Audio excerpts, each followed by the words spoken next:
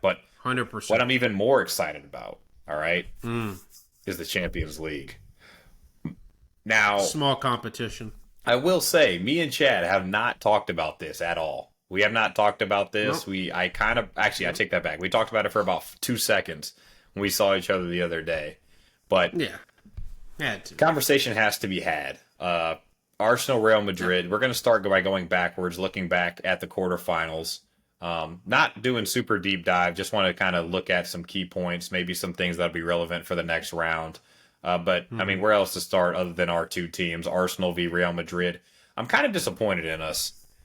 There was no Talk to banter. me. There was no sending memes back and forth. There was no, once we won the first leg, there was no, hey, we'll see you guys at the Bernabeu, that kind of Well, thing.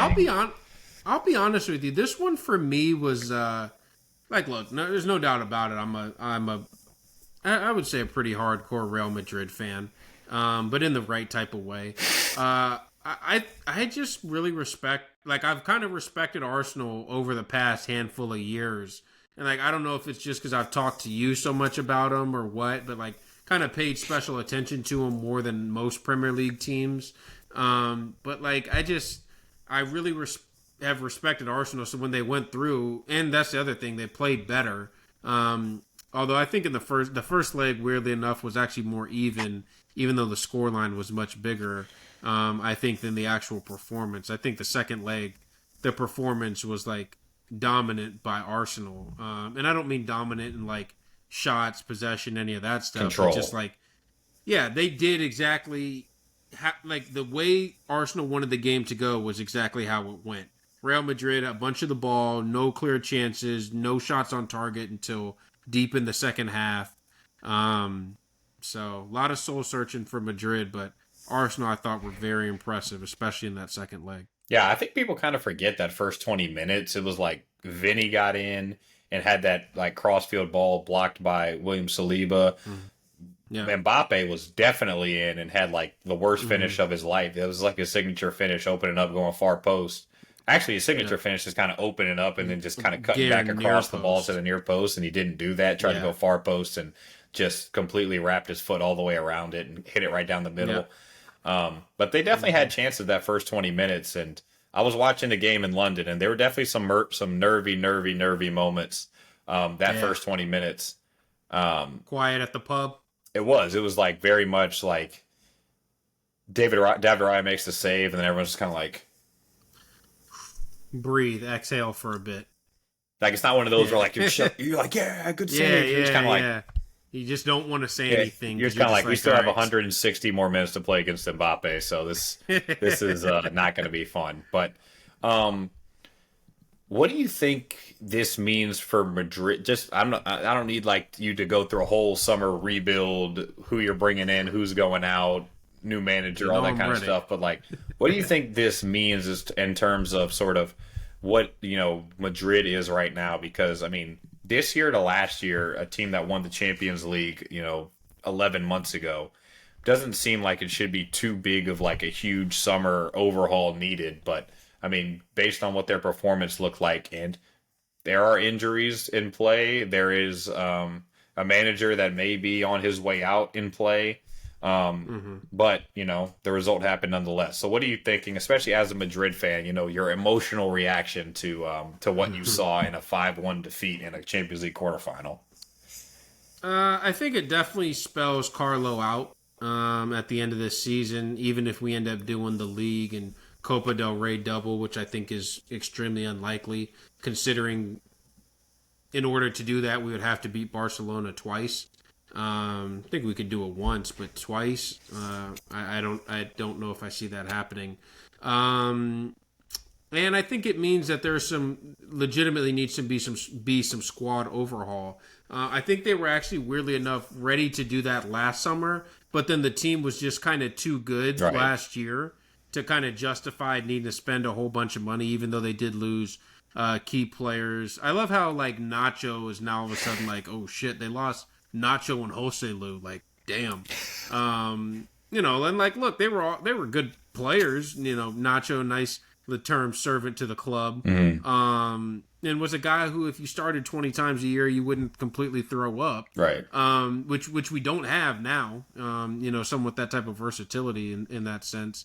But like those aren't like super key misses. The Kroos miss obviously is huge. But yeah, I think this is now a summer where it's like, all right, we need to really address, like, is it weird for me to say I kind of hope we lose or don't win the league or Copa del Rey? So you can overreact a little bit in the market. Well, exactly. Yeah. Like I remember one of the most genius things Russillo said was he was mad the year the Yankees lost in the World Series to, I think it was either the Diamondbacks or the Marlins. I can't remember which one. Because he said he knew that just meant Steinbrenner was going to go crazy. And that, I think, was the summer they signed, like, Mussina, or that winter, should I say, where they signed, like, Mike Mussina. They added another bat, in there. Soriano, so, like, I think they got around that time. Like right, that kind of, exactly. yeah. So, like, could Madrid go out and say, screw it, let's spend $300 million or $250 million, and just buy, like, 3 awesome guys and get Trent for 0 transfer fee? Because we all know the rule is now all of a sudden you can't say for free because Madrid have started doing it. But if Liverpool sign them, then it'll be genius signings. Yeah, I mean, I was actually, funnily enough, looking at club finances and, different wage structures and stuff like that. And I kind of hilarious that it never gets brought up again. And to be fair, you hit it right on the head until Real Madrid signs David Alaba for, $400K a week. But, that's neither here nor there. Bayern v. Inter. Yeah. I saw the tie. I wasn't able to really watch the games because it was the same nights as Arsenal Madrid. But saw the match highlights and stuff, and I'm kind of just like looking at the Bayern side. I'm just kind of like, what even are they right now? They kind of feel very in limbo. A poorly constructed team, yeah. And do you think? But then I kind of did some reflection. I was like, do you really think that they're in limbo, or do you think that this is normal? Like a team who got to the semifinal last year, now getting to the quarterfinal. And they are a good team, but if you look at them on paper, it's not like, oh, they're underperforming or they're whatever, because they are going to win the league. Yep. So it's not like a thing where they're just, Harry Kane, trophyless, whole kind of thing, and they can't get anything done with him. It's kind of just like they're a good team, not a fantastic team, and that's just kind of what they are right now. What do you think it is? I think that's a much more accurate assessment of them. They're a team that's good, but not a team that's like, up there with like, it's so weird. Like I still kind of feel like Bayern are chasing that form they had in that treble winning season under Flick. In 20? Yeah. And then since then it was like, all right, we're going to keep Flick around for another, because like it was weird. Like Flick was like, they weren't super convinced about Flick, and then all of a sudden he won the treble. So it was like, all right, now all of a sudden he's awesome. Yeah. Right, exactly. It's like now all of a sudden he's awesome, and then they get rid of him like a year later, and then they bring in Nagelsmann, and it's like, man, Nagelsmann is actually like insane, like genius tactician, like won every single game in the group stage in the Champions League. Yeah, I mean, forget they allowed 0 goals up until the quarterfinals. But then it was like, well, shit, he does ride a skateboard to the office, so we got to get rid of him. And then it was like Tuchel, man. Tuchel's just, knows how to coach in big games, knows how to do this and that, German, and won the league in the most hilarious way when Jude Bellingham put his kid on, and then they lost to Mainz. Yeah, that was crazy. And then all of a sudden gets credit for that. Like, I was like, oh, okay, cool. He came in like March or something. Yeah, and then like lost the league the next year, and now all of a sudden it's like I think it's not quite a Juve type regression in the sense where Juve went from being by far head and shoulders the best team in the country to sixth. All of a sudden they can all of a sudden they're like scrapping for Champions League. Like I don't think it's that insane, but Bayern have definitely taken a step back from like what they are, and like you look at that defense, like, I'm sorry, Upamecano and Kim Min-jae is like your stalwart, like your best case scenario top pairing. And then if one of those guys gets hurt, you're going to Eric Dyer. Like, who was weirdly clutch for them. I don't know how or why, but he's just. I know he's actually okay. Like, is the weird part. Like, every time you watch him, you're like, all right, when's Eric Dyer just going to shit himself and Mm-hmm. like turn around and just immediately shoot the ball into his own net? And it's like, he's actually like never usually the one that's at fault for whatever problems Bayern is having defensively. He's always weirdly yeah, been clutch. Like I remember when he first joined Spurs, this dude on his like Premier League debut scored like a 91st minute winner against West Ham. Scored like a last minute free kick for England at Euro 2016. free kick, I remember. Yeah, that one was scored that a was pin huge. in the shootout in 2018 against Colombia. Like he's just Colombia. strangely clutch, which is weird for a modern Bayern / ex Spur player. Yeah, So, yeah, exactly. But That is. you know, Kane's like, what the hell do I got to do to get called? yeah, he back? kind of has that in his bag. And Kane also, it wasn't a sitter in the first leg, but it was one where if you had to bet your house, like you used to like a screenshot of right before he's about to shoot it, he'd be like, is Kane going to score this? Yes or no? You have to bet your house on it or you get a mansion. He'd be like, oh yeah, definitely he's going to score that. And he just spooned it off the post. And it's like, Yeah, I remember what you were talking about. Yeah. so I still think Kane's been really good this year. Like I don't he's want a to turn this fantastic into. player. He really, really is. I'm so jealous.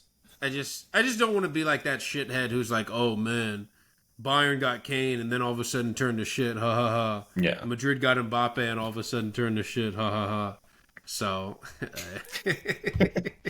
Yeah, but I mean, I think all that is also somewhat underselling this Inter team. I mean, they've conceded 2 goals in the entire Champions League, and I want to get more into them when we talk about the semifinal. But I mean, what they've been doing has been really, really incredible this year, and the fact that they're able to win games with Denzel Dumfries in their squad is like really, really impressive. So shout out to them. Over Jamar Chase. Not on that right flank. Barca Dortmund, whatever. Barca blew them out in the first leg, and I know the second leg ended up being a loss, but Pau Cubarsí is probably the best center back in the world, so I'm not really worried about them defensively. Yeah, I'm gonna be a little bit worried. If I can take that license to be just a tad bit worried.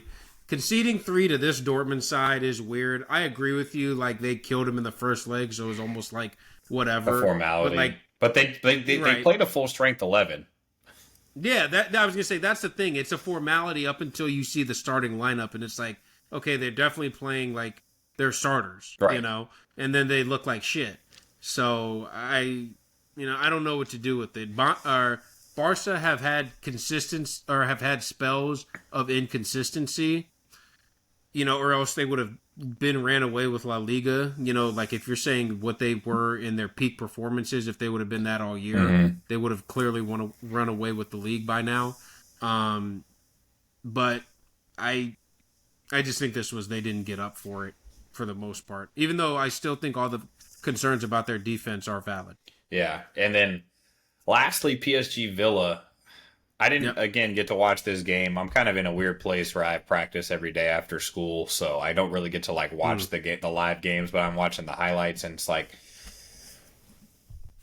this is my worry with PSG and why I can't really get behind all of the PSG propaganda I've seen. Is just they're just a weird side, is the only way I can describe it. Like, they seem. Would you say they seem almost kind of fragile? They seem like they can be gotten at. And I know Pacho's your boy, and I know obviously didn't look good. Didn't look good in the Villa tie. And I know you're not allowed to criticize their fullbacks because they both score goals and get assists. But I mean, just like Vardio rule in effect. Correct. It's but when they get walked around for an entire tie against Villa, it's I like Morgan Rogers and Marcus Rashford's cool and these other things, but it's a Champions League quarterfinal, and you're telling me you can't mark Morgan Rogers out of the game? He's actively running the game in a Champions League quarterfinal. Exactly.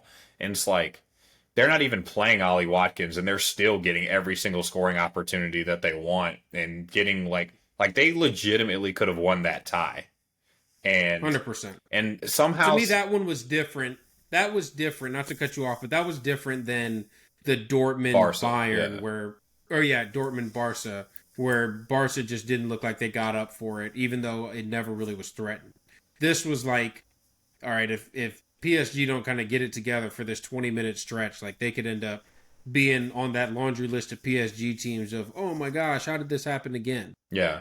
And it's just So, it kind of goes to the bias that a lot of people show toward like attacking teams. And we're gonna get on to another one when we talk about the semifinal, but it's like PSG have just gotten this license of like, oh man, all their players are amazing. They're an amazing team. They've been amazing. They've been this, that, and the other. And it's like, yeah, but I think there's been a good history for the most part, especially in the modern Champions League, of teams winning not with attacking flair.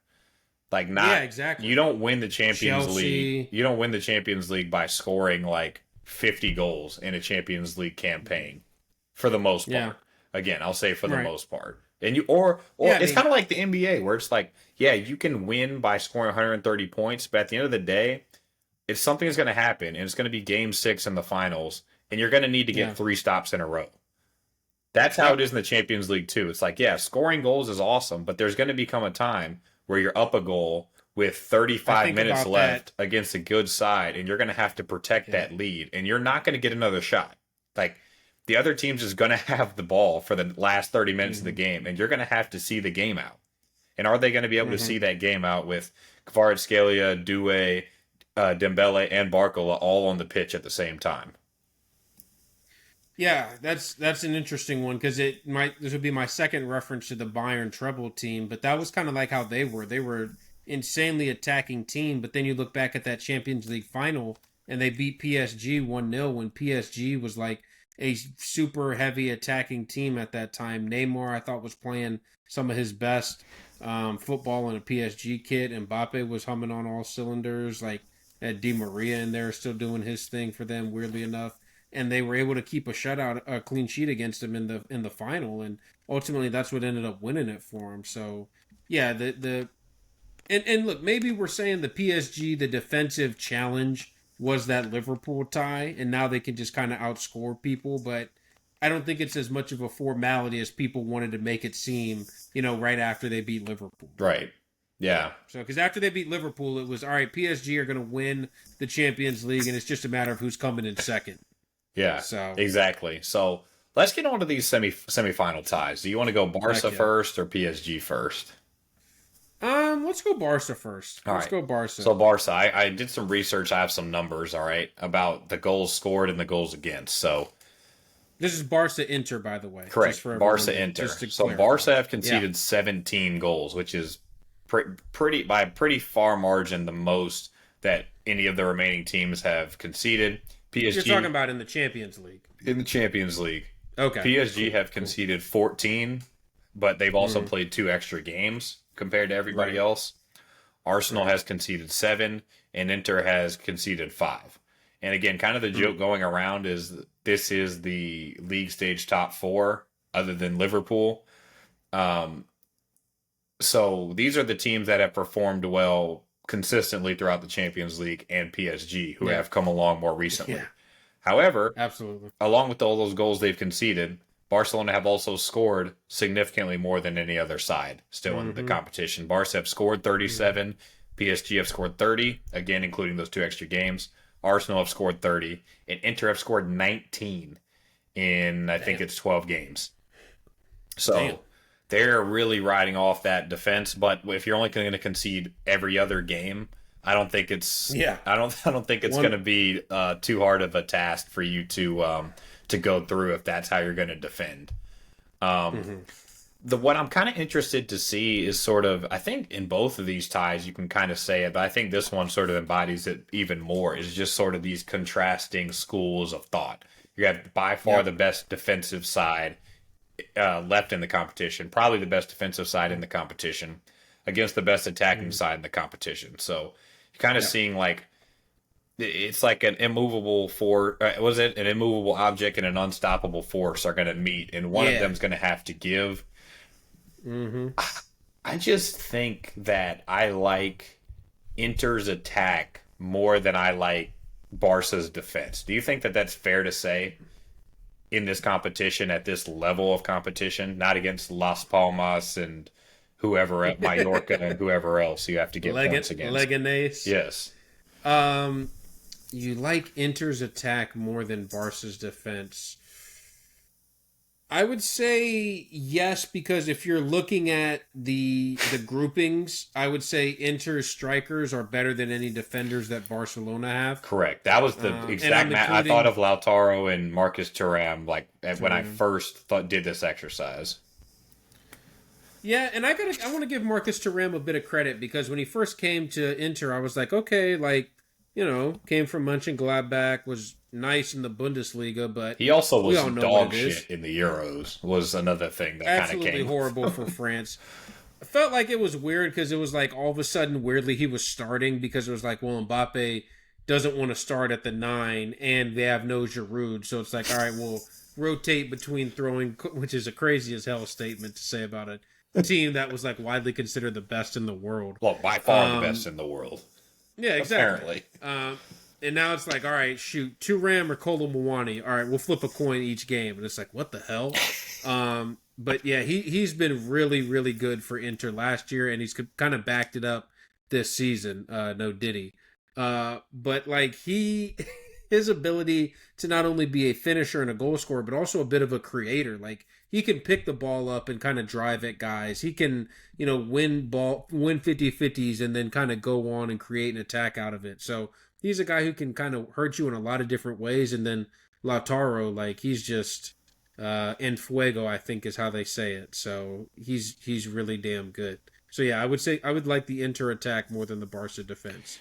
Yeah, and even with that being said, I don't think it's going to be like because I like Inter's defense better that I'm thinking it's like, all right, it's going to be a 1-0 overall tie. Yeah, and yeah. that's how Absolutely. I don't think that's how it's Absolutely. going to go. I actually, what I wrote down, Barca's going to score for sure. I think it's going to be a 3-3 tie.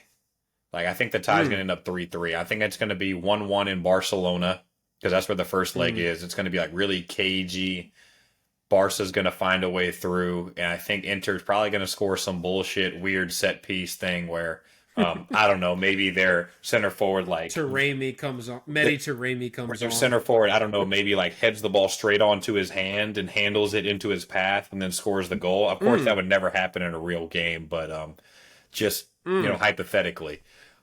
Something weird like that, or like a Mediterranean, like you said, like he's gonna isolate himself on like Balde on the back stick, and it's just gonna fly, and it's gonna be like, okay, cool, and then or Pau Kubarsi is gonna get physically bullied like he does every game, so something like that. But I really do think 1-1 in Barcelona, and then I think what's gonna happen is Milan are gonna go up.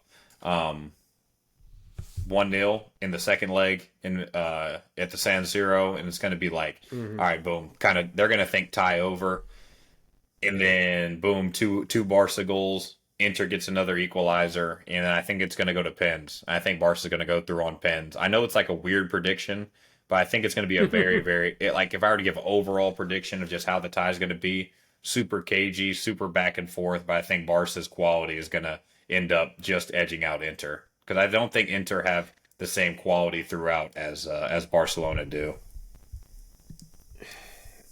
I gotta say, the reason I wanted to do this tie first is because I haven't really been able to figure out either one of these teams. Now, Barca, I understand it because I just hate them.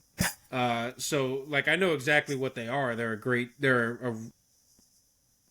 want to say great yet, but they're a really awesome team. Like, they are a very, very, very, very, very, very, very good side. But there's like that one kind of, and it kind of maybe goes back to that Bayern conversation we were talking about, where it's like, are we letting the search for perfect kind of cloud our judgment of like, this team is awesome, and I'm fully willing to admit that. And then this Inter team, I'm like, good team, but when you start going man for man, correct. What actually are they, right? And it's kind of crazy that I said that, and then I still said Inter's attack, players are better than the Barca defense.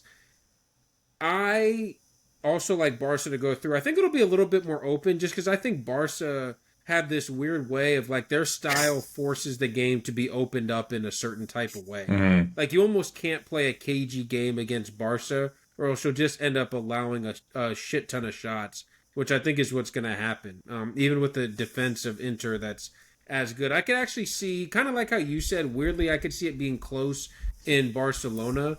at the Montjuic, and then all of a sudden they go to the San Siro, and it's just like Flick is just like, you know what, fuck it, yeah, fuck it, we're just gonna press the shit out of them for 90 minutes, running. Gavi's out there.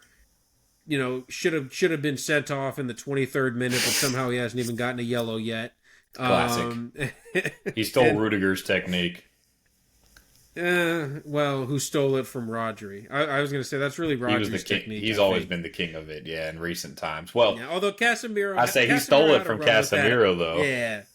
Yeah, exactly. I know. Casemiro went to United and was like, wait, I actually get booked for these? What the hell? So, yeah, I have Barca going through, not quite as cagey, but I do think it'll still be close. I could see maybe like a 4-2, honestly, for Barca. Yeah. I really like Inter just because, I mean, just like all great Serie A sides are, they're just like an island of misfit toys. And it's just like, oh yeah, Mkhitaryan was washed for Arsenal 8 years ago. Darmian could barely get in the United side 8 years ago. Çalhanoğlu were supposed to get a huge move, like, again, 6-7 years ago, something like that. Oh, Ben Pavard. He was supposed to go to Bayern last year. Yeah, Ben Pavard was a, like Bayern, hey, you're not good enough to play for us anymore type of guy.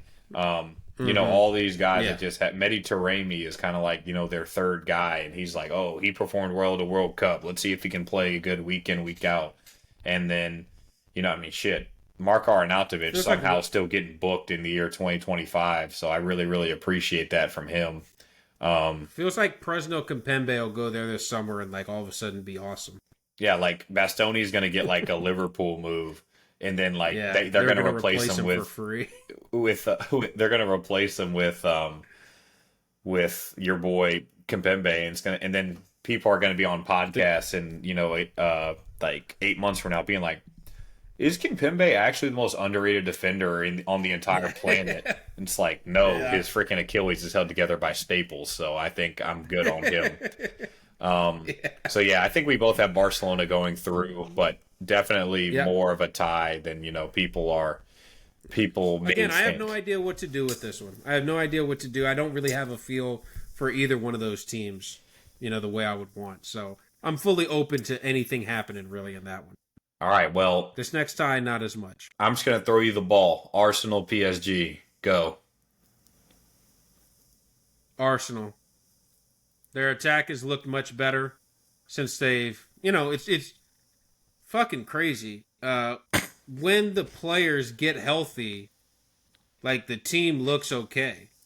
And I think that they've gotten healthy right now. Dude. It can't be that. Connor Bradley missed like 5 games this year. So that can't be the reason why Arsenal hasn't been good. Kelleher started a handful. So, because of that, the Havertz and Jesus injuries and the Saka injury and the Martinelli injury and the Odegaard injury at the very beginning of the year. Yeah, none of those count. But like I said, I think Arsenal are just they're more like peaking in the Champions League at the right time, I would say. Like, while I said the first leg against Madrid I thought was a little bit closer, the second leg was not close at all. And I think Arsenal will be able to kind of overwhelm PSG with their athleticism, with their physicality, the same way they did to Real Madrid. You talked about, that Mendes versus Saka matchup, I think is going to be, people say, oh man, Mendes straps Salah. Like, he definitely did, but at the same time, Saka's a different type of player, because I think Saka has more of an engine. He has more of an engine, more of a go. Salah's more of a technician type, I would say. Whereas as Saka, I mean, like, is becoming one of my favorite players, just in like, he just doesn't give up ever. So I think him, especially when he missed like 3 sitters at the weekend, he definitely didn't give up. Exactly. I think Arsenal's defense will be really tight. I think it'll be really compact. And I think they'll be able to see it out. Yeah, this is more of the, I know you would hate to hear it, but the Chelsea, 2021 type of model, where it's like lower scoring team, found some scoring at the right moments, good defense, kind of gets them through to a final. And people see them in a final and they're not really convinced that they should be there, but they have a chance at the same time. So Yeah. I think that's definitely Arsenal's profile right now. First leg is going to be interesting because of that booking that Thomas Partey picked up. Yeah, Been it's hard. weirdly become like super important for you guys. Been hard to find evidence of why he was booked, but I did find it eventually, and I think Vinny was waving a card in. better. Your boy, we win a free kick late in the game. Your boy Danny Ceballos goes to pick the ball up, and then he pushes him out of the way, and Danny Ceballos goes both hands up in the air and falls over like it's not 5-1 in the 91st minute. I told you Ceballos has been a tier 1, like, how did I not get this call guy for a while. So I'm glad to see that is finally reared its ugly head for you guys. Yeah, so it's going to be interesting to see how sort of Arsenal lines up in this first leg. And seeing that is going to, how Mikel Arteta responds to the suspension. What do you want him to do? I don't want to jump the gun, but what would you do, or what would you like to see? So I kind of came up with two options in my head.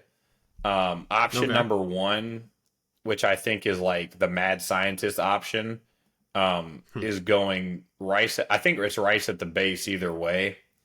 But Rice at the base with Odegaard and Zinchenko. And the reason I say Zinchenko is just because Mikel Arteta seems to really trust him in weird big moments. He does. He does. So I would not be shocked if he was like, hey, man, you're the smartest player that isn't a starter. So here's exactly what I want. I just need you to get through 65 minutes. Correct. I need you to do these very specific things. We're playing at home, so I need you to keep the ball. I need you to not fuck up in these certain ways. I need you to not even win tackles, just don't foul people. Either win tackles or foul people in transition. I don't want Joao Neves running past you. I don't want Vitinha running past you. I don't want Fabian Ruiz running past you, whatever that may mean. And if you get booked, you get booked, and we'll just kind of take it from there. Okay? So I could see that, but based on what he's done in the past two games, including that stupid-ass Palace draw that I had to watch a couple minutes of today, it looks like it's going to be Odegaard, Marino, Rice in the midfield, and he's just going to make it impossible to be played through.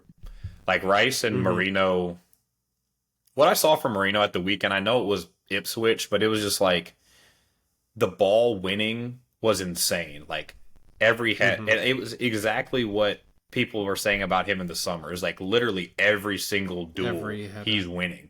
Every header, every tackle, every 50-50, every loose ball, everything. He was just winning. And now I'm not expecting that we're going to play against Cajuste or whoever the hell is playing for Ipswich. I don't even know who their players are anymore.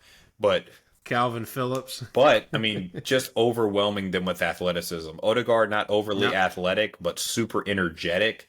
And then obviously the athleticism of Rice and Mikel Merino just being like, these guys aren't going to play through us. They might be able to do some stuff if they go over the top of us, but they're not going to play through us. And he's just going to sit with that and to go Martinelli, Trossard, Saka up front. I think also some people have floated the idea of MLS in midfield. I think he's going to try and keep it as simple as possible for an 18-year-old that's already playing out of his mind well in that position. I don't think he's going to say, hey, you've been awesome for us at left back for the past couple months. Let's learn a new position in a week and a half. Like, I don't think he's going to do that. So, I think he's going to keep it simple for Miles Lewis-Skelly. Just keep doing exactly what you've been doing. And you can help with some of that ball progression that Rice can't provide us because he's going to be playing in that 6th position, and Marino isn't really his game. So our options off the bench at that point are like Zinchenko, Tierney, Waneri, and that's maybe Calafiori, depending on whether he's fit, but it's like 3 left backs and a 17-year-old or a guy who just turned 18. So it's just kind of like you kind of shrug your shoulders and be like, well, we're going to win with the guys that are out there. And that Sterling, would be my only worry is I don't think Arsenal have a lot of moves if like whatever their initial plan is doesn't work. Like I think PSG have more attacking depth for sure. Although weirdly outside of that, like I don't think PSG necessarily have a lot of midfield depth. They kind of have, I mean, Zaire Emery, but then like after that, they don't really have anybody.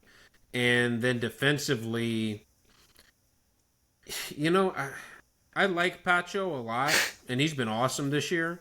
But like outside of him, like I don't think any of the other guys stand out defensively. Like even Marquinhos, I think has fallen off significantly to the point where like I don't even know if Marquinhos would be like a guarantee to start because of how crazy Enrique is. Like Luis Enrique might just be like, "Fuck it, I'm gonna start Pacho and Beraldo," or just something like that. Like honestly, I would not be surprised if he did that.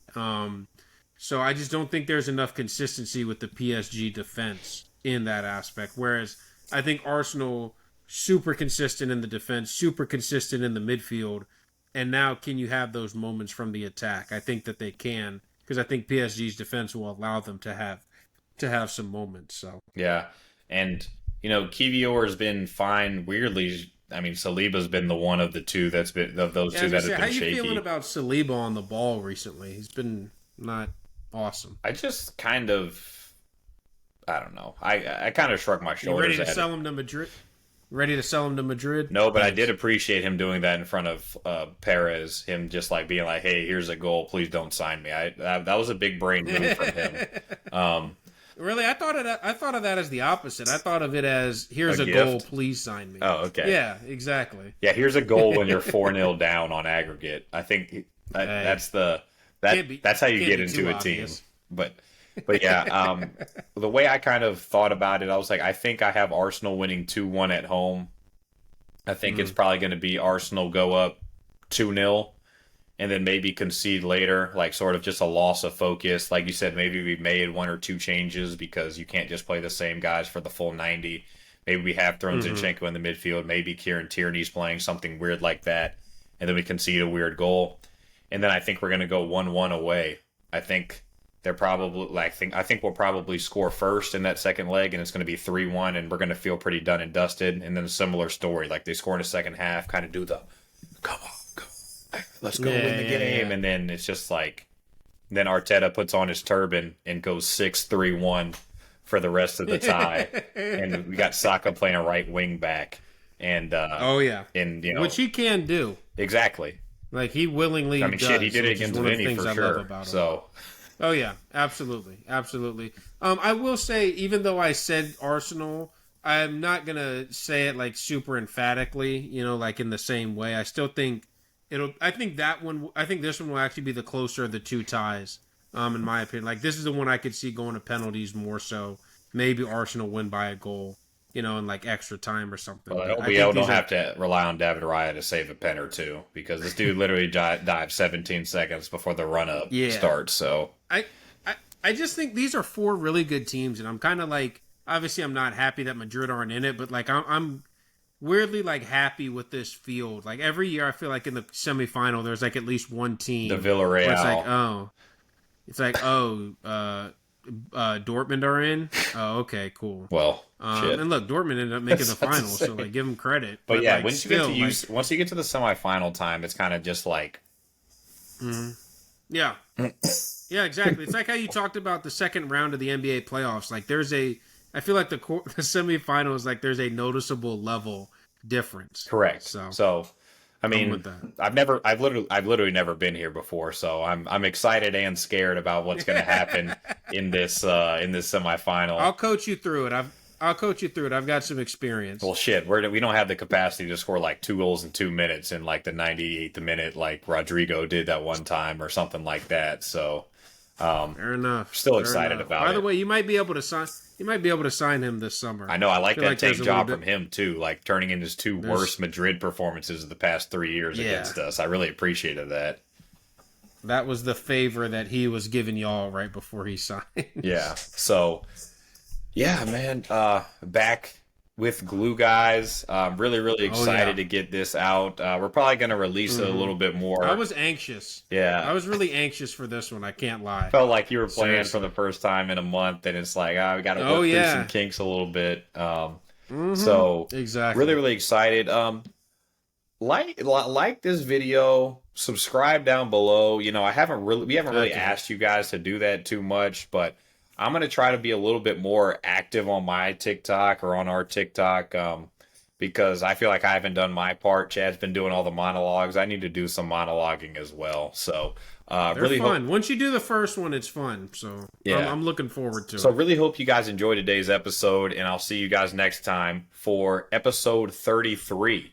All right, huge moment, another Shaq number, and we'll see you guys next time.